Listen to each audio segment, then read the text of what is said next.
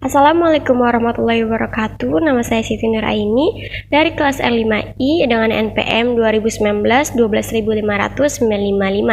Di sini saya akan menjelaskan materi tentang penyusunan RPP. Mari kita mulai. Bismillahirrahmanirrahim. Baik, sebelum kita masuk ke definisi atau pengertian RPP, kita harus tahu fungsi dan tujuan kita mempelajari penyusunan RPP. Yang pertama adalah mahasiswa memahami pengertian, fungsi, dan komponen rancangan pelaksanaan pembelajaran atau RPP dalam pembelajaran bahasa Inggris pada kurikulum KTSP dan kurikulum 2013. Lalu, tujuan yang berikutnya adalah mahasiswa mampu menyusun langkah-langkah rencana pelaksanaan pembelajaran sesuai dengan format yang ditentukan. Lalu selanjutnya kita akan mengetahui definisi atau pengertian dari RPP. Kita pasti sudah sangat familiar sekali dengan istilah RPP, meskipun sebelumnya kita tidak pernah belajar tentang RPP, tapi sudah sangat familiar sekali ya. Namun singkatannya seringkali keliru. RPP kadang kita menyebutkannya rencana pembelajaran dan pengajaran, kan tetapi yang paling tepat adalah rencana pelaksanaan pembelajaran. RPP atau juga yang dikenal dengan lesson plan di dalam bahasa Inggris memiliki pengertian berdasarkan PP 19 tahun 2005 pasal 20 dinyatakan bahwa perencanaan proses pembelajaran meliputi silabus dan rencana pelaksanaan pembelajaran yang memuat sekurang-kurangnya tujuan pembelajaran, materi ajar, metode pengajaran, sumber belajar, dan penilaian hasil belajar. Jadi, kalau kita mau mendesain RPP sendiri, setiap pengajaran penting adanya RPP. Kalau kita dipertanyakan, penting atau tidaknya RPP itu pasti sangat penting. Karena apa? Karena pengajaran yang sistematis, pengajaran yang efisien, tentunya harus ada course desainnya. Pembelajaran yang seperti apa yang kita akan laksanakan, metode yang bagaimana, lalu yang paling penting adalah tujuan dalam RPP semuanya dituangkan, jadi walaupun kita mengajar private atau lembaga informal, penting tetap adanya RPP. RPP menurut tahun 2005 sekurang-kurangnya tujuan pembelajaran, materi ajar, metode pengajaran, sumber belajar, dan penilaian hasil belajar. Ini adalah komponen yang harus ada dalam RPP. Lalu, sesuai dengan Permendiknas nomor 41 tahun 2007 tentang standar proses dijelaskan bahwa RPP dijabarkan dari silabus untuk mengarahkan kegiatan belajar peserta didik dalam upaya mencapai KD, kompetensi dasar. Jadi jelas kalau kita pertanyakan, perbedaannya silabus dengan RPP itu apa? Apakah perbedaannya? Silabus cakupannya lebih luas dibandingkan dengan RPP. Mengapa? Karena silabus mengakomodir kegiatan belajar mengajar selama 1 semester atau 1 dekade atau 1 tahun. Sedangkan RPP berisi rencana pelaksanaan pembelajaran untuk minimal 1 KD atau 1 kompetensi dasar. Jadi yang sudah tertera di KD dalam silabus nanti dirincikan kembali kegiatannya di dalam RPP. Dan setiap guru pada satuan pendidikan berkewajiban menyusun RPP secara lengkap dan sistematis agar pembelajaran berlangsung secara interaktif, inspiratif, menyenangkan, menantang, memotivasi peserta didik untuk berpartisipasi aktif, serta memberikan ruang yang cukup bagi praaksara, kreativitas, dan kemandirian sesuai dengan bakat, minat, dan perkembangan fisik serta psikologis peserta didik. Jadi, pembuatan RPP ini seharusnya sudah di luar kepala bagi seorang guru atau pelaksana pendidikan.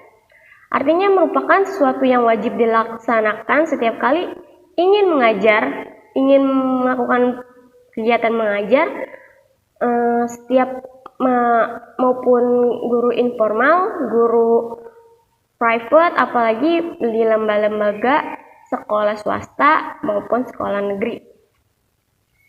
Lalu selanjutnya, apa saja komponen atau isi atau elemen yang ada pada rencana pelaksanaan pembelajaran? Merujuk pada Permendikbud nomor 22 tahun 2016, ada kurang lebih 13 komponen yang harus dicantumkan dalam RPP. Yang pertama adalah identitas sekolah, yaitu nama satuan pendidikan. Jadi nama sekolahnya apa?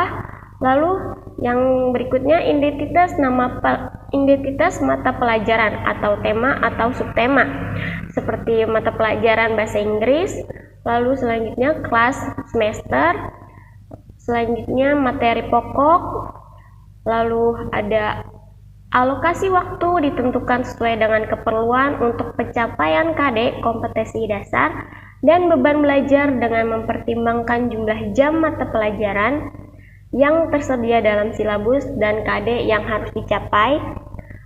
Lalu tujuan pembelajaran yang dirumuskan berdasarkan KD dengan menggunakan kata kerja operasional yang dapat diamati dan diukur, yang mencakup sikap, pengetahuan, dan keterampilan. Lalu selanjutnya kompetensi dasar dan indikator pencapaian kompetensi. Lalu selanjutnya materi pembelajaran memuat fakta, konsep, prinsip, dan prosedur yang relevan dan ditulis dalam bentuk butir-butir sesuai dengan rumusan indikator ketercapaian kompetensi. Lalu metode pembelajaran digunakan oleh pendidik untuk mewujudkan suasana belajar dan proses pembelajaran agar siswa mencapai KD yang disesuaikan dengan karakteristik siswa dan KD yang akan dicapai. Selanjutnya, media pembelajaran berupa alat bantu proses pembelajaran untuk menyampaikan materi pelajaran. Lalu selanjutnya, sumber belajar dapat berupa buku, media cetak, dan elektronik, alam sekitar, atau sumber belajar lain yang relevan. Lalu selanjutnya, langkah-langkah pembelajaran dilakukan melalui tahapan pendahuluan, inti, dan penutup, dan yang terakhir, penilaian hasil belajar.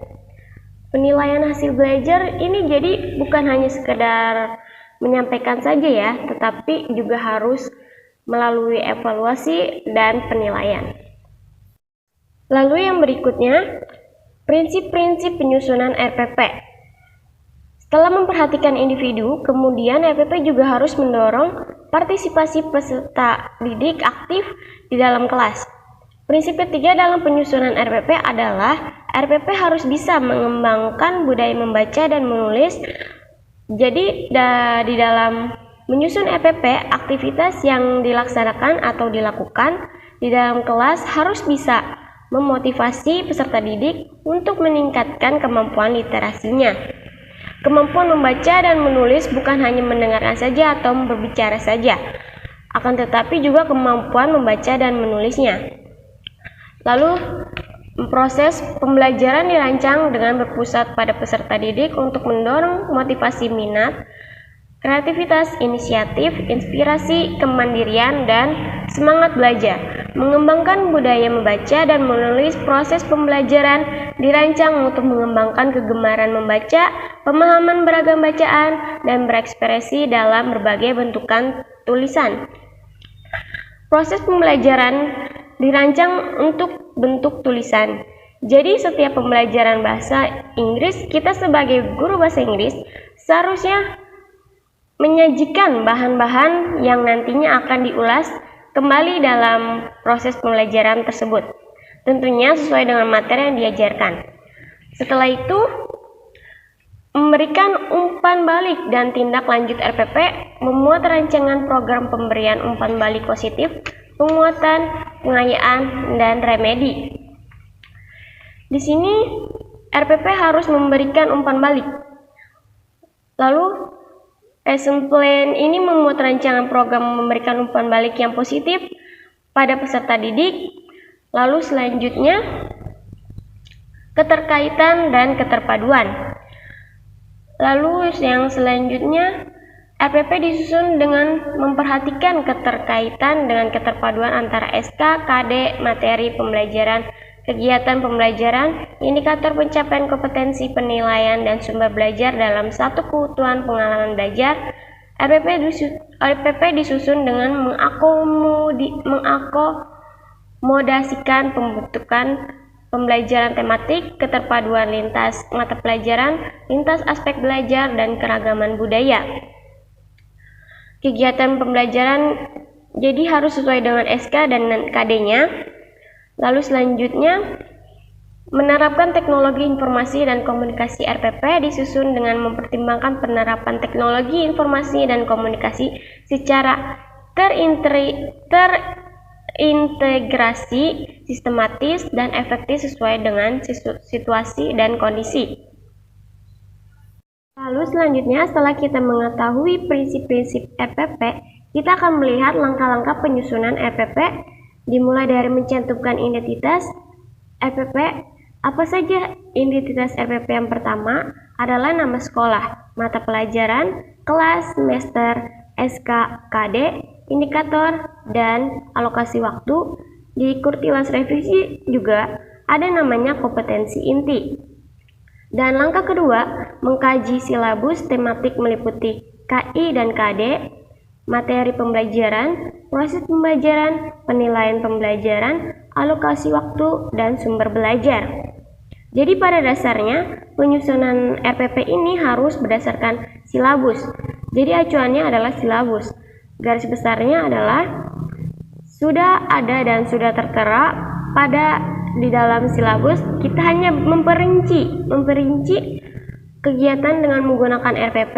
Kalau tadi silabus untuk satu semester atau satu dekade atau satu tahun ajaran, maka RPP dibuat untuk satu kali pertemuan atau satu KD kompetensi dasar.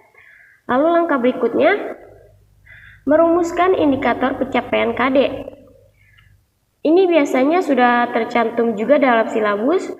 Poin berikutnya adalah mengembangkan materi pembelajaran. Materi pembelajaran dapat berasal dari buku teks pelajaran atau buku siswa dan buku panduan guru. Sumber belajar lain berupa muatan lokal, materi kekinian, konteks pembelajaran dari lingkungan sekitar yang dikelompokkan menjadi materi untuk pembelajaran reguler, pengayaan, dan remedial. Dan berikutnya, poin D, menjabarkan kegiatan pembelajaran yang ada pada silabus dalam bentuk yang lebih operasional berupa pendekatan saintifik disesuaikan dengan kondisi siswa dan satuan guru, termasuk penggunaan media, alat, bahan, dan sumber belajar. Jadi nanti pada poin pembelajaran, kegiatannya harus lebih diperinci lagi berdasarkan pendekatan inilah. Lalu poin berikutnya, menentukan alokasi waktu untuk setiap pertemuan berdasarkan alokasi waktu pada silabus. Selanjutnya dibagi dalam kegiatan pendahuluan, inti, dan penutup.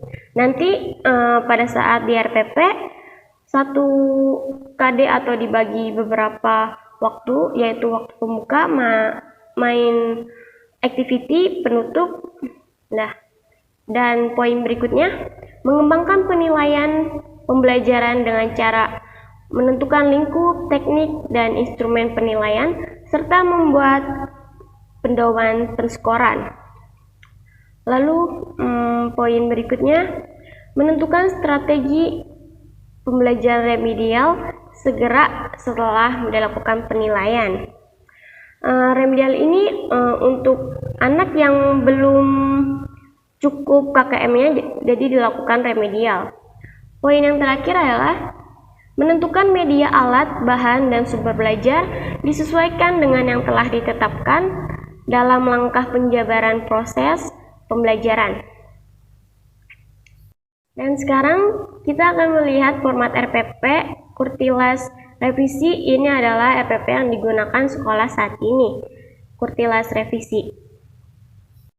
Rencana pelaksanaan pembelajaran, ada nama sekolah, mata pelajaran bahasa Inggris, kelas semester, materi pokok di sini teks interaksi interpersonal, alokasi waktu 4 jam pelajaran berarti 1 satu jam mata pelajaran 40 menit. Lalu poin berikutnya, tujuan pembelajaran. Setelah mengikuti proses pembelajaran, peserta didik diharapkan dapat menirukan beberapa contoh percakapan, mengidentifikasi ungkapan harapan, menanyakan hal-hal yang baik, hal-hal yang tidak diketahui atau yang berbeda. Lalu poin berikutnya, media pembelajaran, alat bahan, dan sumber belajar. Media di sini ada worksheet atau lembar kerja siswa, alat bahan penggaris, spidol, papan tulis, laptop dan infokus, sumber belajar buku bahasa Inggris. Lalu poin berikutnya, langkah-langkah pembelajaran. Kegiatan pendahuluan 15 menit, melakukan pembukaan dengan salam, pembuka dan berdoa untuk memulai pembelajaran, memeriksa kehadiran, mengkaitkan materi dengan kegiatan pembelajaran yang akan dilakukan. Lalu poin berikutnya, setelah kegiatan pembuka, kegiatan inti. Kegiatan inti 130 menit. Mungkin dalam seminggu terdapat 2 kali mata pelajarannya. Lalu di sini ada kegiatan literasi, critical thinking, collaboration, communication, creativity. Lalu selanjutnya kegiatan penutup 15 menit. Peserta didik membuat rangkuman atau simpulan mata pelajaran ini tentang poin-poin penting yang muncul dalam kegiatan. Lalu poin berikutnya, penilaian hasil belajar. Penilaian pengetahuan berupa tes tertulis, pilihan ganda, dan tes uraian atau tes lisan atau observasi terhadap diskusi tanya jawab. Lalu berikutnya, penilaian keterampilan. Penilaian keterampilan berupa penilaian unjuk kerja, penilaian proyek, penilaian produk, dan penilaian portofolio. Lalu terdapat ini kepala sekolah, guru mata pelajaran, dan juga tanggal yang telah di tanggal pembuatan RPP ini. Sekian pemaparan materi dari saya tentang penyusunan RPP. Kurang lebihnya mohon dimaafkan. Assalamualaikum warahmatullahi wabarakatuh.